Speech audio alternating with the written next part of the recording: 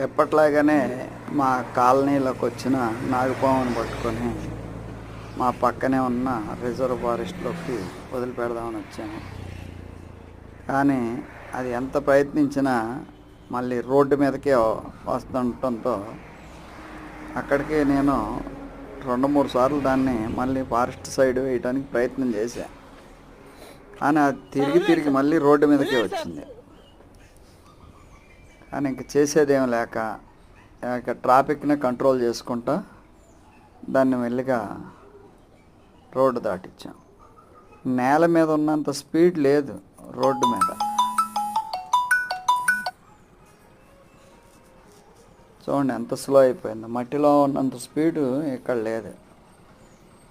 అటు ఇటు వచ్చే వెహికల్ అన్నీ కొంచెం రిక్వెస్ట్ చేసి ఆపి మెల్లగా అది రోడ్డు దాటిన దాకా